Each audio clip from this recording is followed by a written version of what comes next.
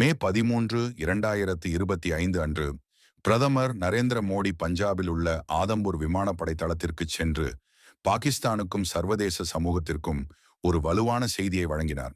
Banyan and Marsoos நடவடிக்கையின் போது இந்தியாவின் S-104 வான் பாதுகாப்பு அமைப்பை அழித்ததாக பாகிஸ்தான் கூறியதற்கு பதிலளிக்கும் விதமாக அவரது வருகை வந்தது. இந்த வருகை இந்த கூற்றுகளுக்கு நேரடி மறுப்பாக அமைந்தது. இந்தியாவின் பாதுகாப்பு திறன்களின் செயல்பாட்டு தயார் நிலை மற்றும் வலிமையை காட்டுகிறது.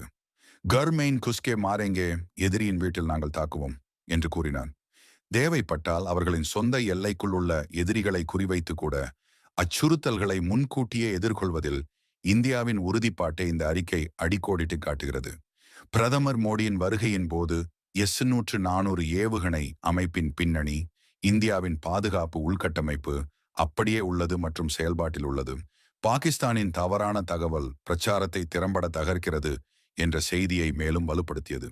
இந்த வருகை இந்தியா தனது இறையாண்மையை பாதுகாக்கவும் எந்தவொரு அச்சுறுத்தல்களுக்கும் தீர்க்கமாக பதிலளிக்கவும் தயாராக இருப்பதை எடுத்துக்காட்டுகிறது. ஒரு பரந்த சூழலில் புத்த பூர்ணிமா அன்று நாட்டு மக்களுக்கு பிரதமர் மோடி ஆற்றிய உரை அணு ஆயுத மிரட்டலை சகித்துக் கொள்ளக்கூடாது, பேச்சுவார்த்தை மற்றும் பயங்கரவாதத்தின் சகவாழ்வு குறித்த இந்தியாவின் நிலைப்பாட்டை மீண்டும் உறுதிப்படுத்தியது. பாகிஸ்தானுடனான எந்த ஒரு எதிர்கால உரையாடலும் பயங்கரவாதம் மற்றும் பாகிஸ்தான் ஆக்கிரமிப்பு காஷ்மீர் பிரச்சனையை நிவர்த்தி செய்வதை அடிப்படையாக கொண்டது என்று அவர் வலியுறுத்தினார். பயங்கரவாதத்தை எதிர்ப்பதில் இந்தியாவின் இராணுவ தயார் நிலை மற்றும் ஆபரேஷன் சிந்தூர் போன்ற நடவடிக்கைகளின் மூலோபாய முக்கியத்துவத்தையும் இந்த உரை எடுத்துக்காட்டியது.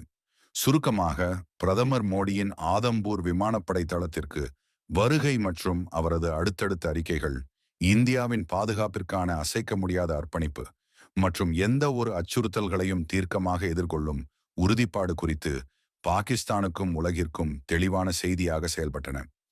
மே 13, 2025 அன்று பிரதமர் நரேந்திர மோடி பஞ்சாபில் உள்ள ஆதம்பூர் விமானப்படை தளத்திற்கு சென்று பாகிஸ்தானுக்கும் சர்வதேச சமூகத்திற்கும் ஒரு வலுவான செய்தியை வழங்கினார். பன்யான் அண்ட் மர்சூஸ் நடவடிக்கையின் போது இந்தியாவின் S-104 வான் பாதுகாப்பு அமைப்பை அழித்ததாக பாகிஸ்தான் கூறியதற்கு பதிலளிக்கும் விதமாக அவரது வருகை வந்தது. இந்த வருகை இந்த கூற்றுகளுக்கு நேரடி மறுப்பாக அமைந்தது. இந்தியாவின் பாதுகாப்பு திறன்களின் செயல்பாட்டு தயார் நிலை மற்றும் வலிமையை காட்டுகிறது. கர்மெயின் குஸ்கே மாரெங்கே, எதிரியின் வீட்டில் நாங்கள் தாக்குவோம் என்று கூறினார்.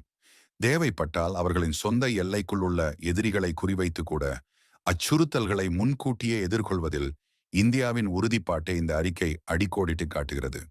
பிரதமர் மோடியின் வருகையின் போது S-104 ஏவுகணை அமைப்பின் பின்னணி, இந்தியாவின் பாதுகாப்பு உள்கட்டமைப்பு அப்படியே உள்ளது மற்றும் செயல்பாட்டில் உள்ளது.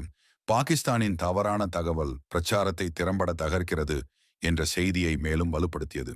இந்த வருகை இந்தியா தனது இறையாண்மையை பாதுகாக்கவும் எந்தவொரு அச்சுறுத்தல்களுக்கும் தீர்க்கமாக பதிலளிக்கவும் தயாராக இருப்பதை எடுத்துக்காட்டுகிறது.